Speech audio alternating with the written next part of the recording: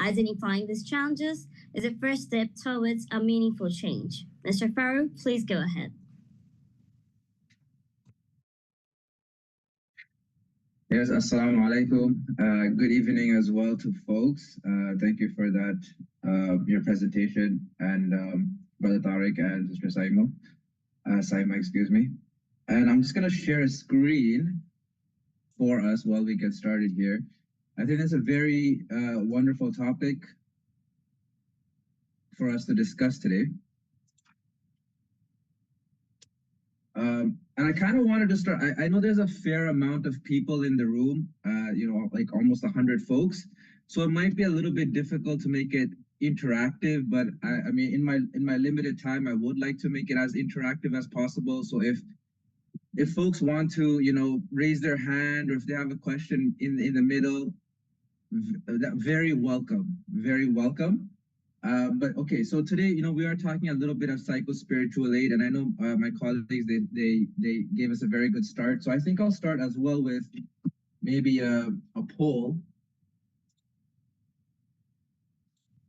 Can you launch the poll? Yes, I think I can do it. I'm just launching it now. Okay, I believe it launched. Yeah. So, and I'll launch the poll here. I'll read it out for folks as well. We already got some answers coming in. What's the most common source of stigma, right? For mental health, of course. And if you're thinking of stigma, there's many definitions. A lot of times, in addictions, a lot of times we say like a mark of disgrace. But you can think of it like any negative belief that may prevent someone from telling other people about mental health issues, or seeking help, any sort of negative belief that's gonna be like a barrier for me or for anyone. So we have a couple over here, and I'll keep it open for just maybe at least another 20 seconds or so. We obviously have cultural and religious influences. Sometimes that can be a barrier. Social stigma, structural stigma, maybe a national or a system often talked about. Hopefully we'll get a chance to talk about it a little more today. And the polls, and a lot of people have answered, so thank you for that. And we'll maybe keep it open for another 10 seconds or so. So get your answers in. But right away, we're seeing a lot of social stigma and discrimination and cultural and religious influences, sort of the top contenders, if you will. Interesting that no one said structural stigma. I find that very interesting. And I think that's good for now. We'll end the poll. But, for folk, and I think we can share the results. Excellent. I'll just share the results for the folks as well. Perfect. So you can see it's pretty, almost neck and neck, like definitely the top two contenders: cultural and religious influences, social stigma and discrimination, with social stigma being the top contender here. So thank you for sharing that and participating rather.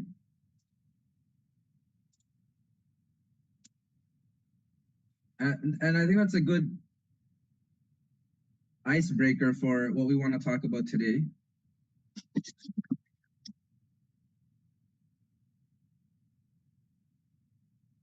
Right. And I'll go through this side very briefly. I know Sister Saima Apu, she mentioned these already, because the question may be, why? Why do I care? Why do we need to come to this workshop today, this first aid session? And as Sister Saima Apu pointed out, not only is there 18.7% of adults, 12% of children, but I think the more glaring statistic is maybe 91% of folks not receiving the treatment. So that's very glaring, right? And I know suicide is very, it's you can say a hot topic. Even if you look at films, dramas, sometimes it's a big topic of conversation. Natoks, right? So this is the why. This is the why we should care. And in terms of stigma, we'll go through it briefly. And I'll just check what time I started as well, 10:32. So, there's different types of stigma, of course. I think it was a little bit of not a trick question, but I purposely put that poll question because cultural stigma, social stigma, religious, from religious influences, they're all intersecting. So they're all connected with each other. And that sometimes it makes it hard to pick one. And it's not necessary for us to pick one either because they're all interconnected in such a way. So cultural and religious influences, this is something I'm sure most folks can relate with. Sometimes in our community, if somebody is struggling with some mental health, we might say there's some jadoo, right? Kufri kalam, nazar, sihr. And this is not just for Bangladesh. This is not even just for the Indian subcontinent. This was present even if you look at the Middle East, pre-Islamic period. In fact, a lot of these conceptions that we have actually derive from pre-Islamic period anyways. But it's also in the Western, when folks migrate from Bangladesh or India or wherever to, these are some of the things that we carry with us. So they're very ingrained, if you will, or they're very much, sometimes they're the first reaction we have. So this can be a stigma because of, if we're not seeking medical, we won't be seeking medical health if we think that, it's a jinn that possessed us or somebody, we might not go to the right avenue. So cultural and religious influences. Before I move on to social, and it might even be more problematic, from a gender roles for men. We have this sort of concept that, men must be strong. Men have to take care of the family. So if I'm experiencing some challenges, I can't let everyone know because how will I take care of my family? I have to be the breadwinner. I have to bring the worker, right? And so there might be a gender dynamic there, and women might have their own set of challenges. Rather, they do have actually their own set of challenges. So there's a little differentiation there. Social stigma, I think this is very relevant to the Bangladeshi context because, you can imagine it right away, right? Like if nobody wants to be called, pagul. Sometimes we use it more like a joke. You might even call your friend a pagul, right? If they do something silly. But the label for mental health is it's a very negative, very impactful label. So if somebody has any label, whether it's pagul or, some sort of this person experienced some mental health problems, this can affect their marriage prospects. I mean, if you think about it, right? If somebody's looking for like a prostab for you, how quickly will our parents reject if they hear something like, oh, somebody's struggling from some mental health struggle? They'll be very much affected by that. As well, I think it's good to point out for the social stigma is, sometimes it's not just the person experiencing the mental health challenges, but it may also be the family members. That somebody might say, if my son or my daughter, for example, if they're experiencing some mental health challenges, they might say, oh, I wasn't good enough of a dad. Or they might look bad at my family. What is happening in that family that they have this problem? So this may bring down, shame and dishonor. So that as well. In the workplace, right? I might be very quick to lose my job. If anyone in my workplace thinks I have some mental health challenges, this might impact my employment. And I think it's very relevant for students as well, right? If you look at the July movement, but obviously historically before that as well, it's very rare at least, correct me if I'm wrong, but I mean, it's very rare at least that there isn't, our education system is, even before university, is not pushing that these are very challenging there's no system to serve these needs, right? It's very competitive, very competitive.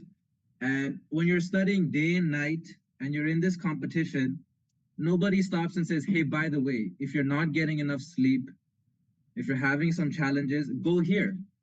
Here's a door for you. These doors are not available. So it's, and sometimes we see, a correlation with suicide and meeting these expectations our families have for us. And they're good expectations, right? We all want to follow education. We all want to make our families proud. I think this is a part of our Bangladeshi culture. That's not something to throw away. But if we cannot also serve the other side of it, that it can be challenging, then that's not good. So social. Structural stigma is, I know Saima Apu did a very good job of getting us started with that. I thought it was interesting in the poll that nobody clicked on structural stigma. And I think, and I'm pretty sure, I can almost say I know that this is, it's like an indication, it's like an ishara that Bangladesh is still, there's this big gap. We still need to recognize some of the stigmas that we are experiencing. So structural stigma, it kind of ties in at a larger macro level. It refers, Saima Abu was talking about 250 psychiatrists in the whole country, 170 million people being served by 250. It's like 1 million per psychiatrist. Same thing for clinical psychologists, how many hundreds.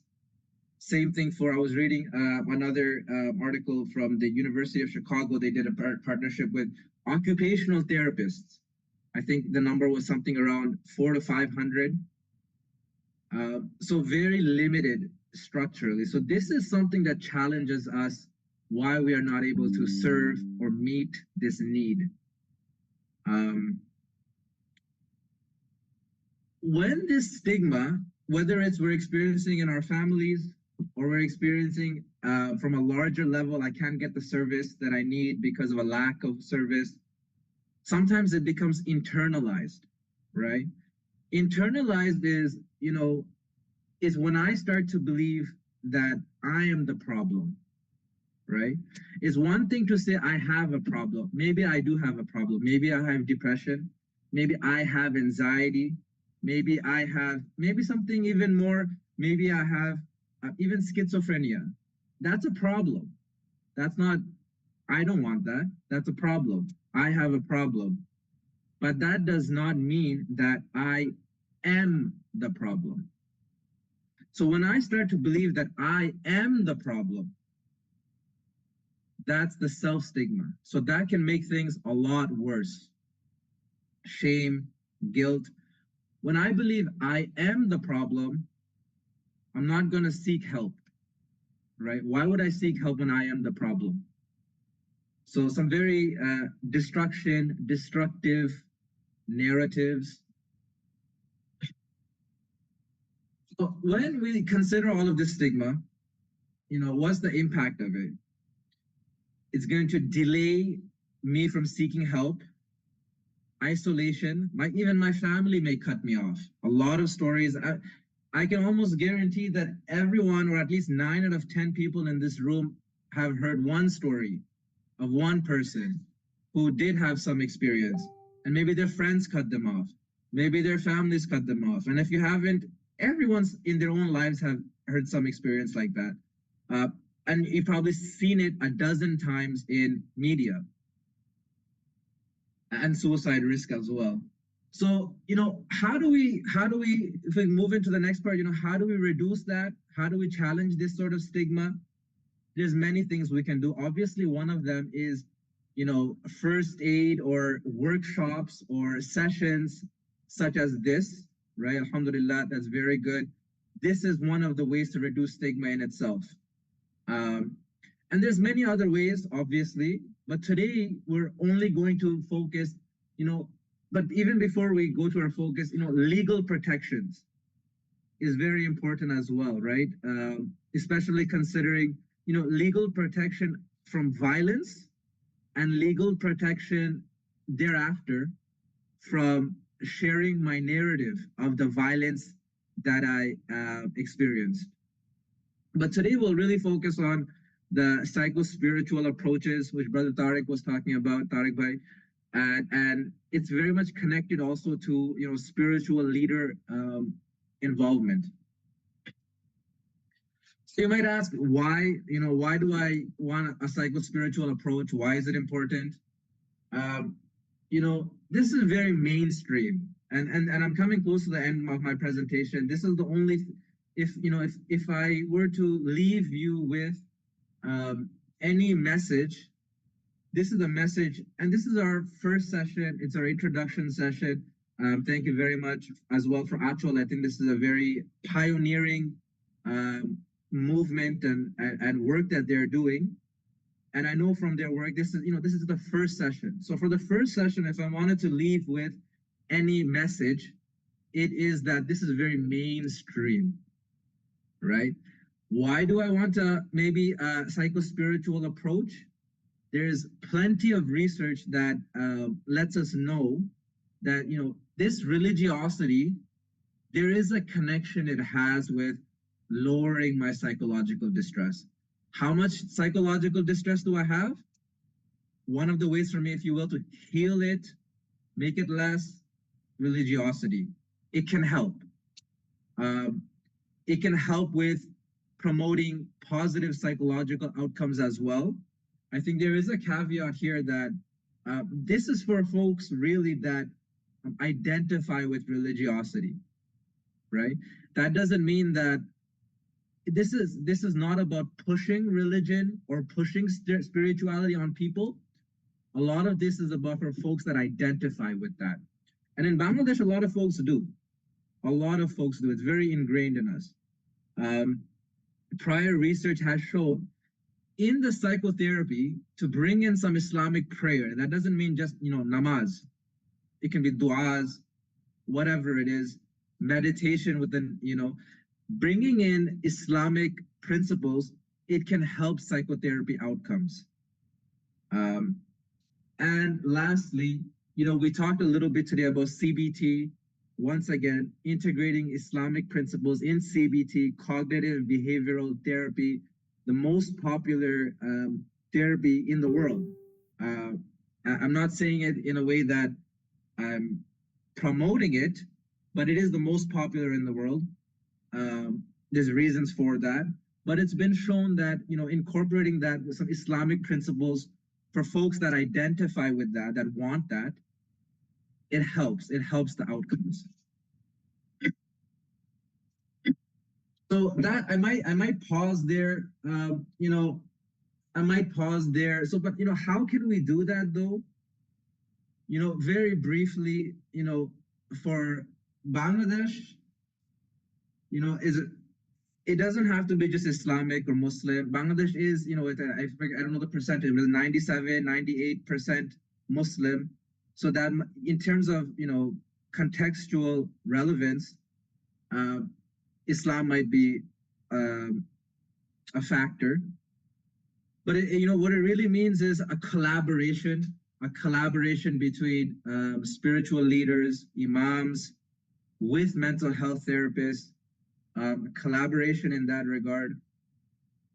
Because if there is my final takeaway is if there is a cultural or religious barrier, we don't want to throw away the good parts with the bad. Sometimes religion can be, we might think this is a punishment. Why he has a mental health problem? He's being punished from Allah. That we want to throw away that narrative, yes. But sometimes, bringing in Islamic values can also help me heal. So, sometimes we say we don't want to throw the baby away with the bathwater. You throw away the bathwater, is junk in that, but we don't throw the baby away as well. So it'll be very necessary. It will be very necessary to include spiritual leaders. The mimbar that they have to give speeches and whatnot is very powerful. And we need that to sort of tackle the stigma. We can't tackle it alone. So collaboration and training. In terms of training, we might need training of the imams and training of therapists. The imam doesn't need to turn into a psychotherapist, and the psychotherapist doesn't need to turn into an imam, or the supporter or the helper doesn't need to turn into either, but collaboration in this regard. So I thank you very much again. I think I'll pause there. If there's any questions, and I know we'll have a question session after, so please save it for then. But thank you, and I think Sister Rumia will go next.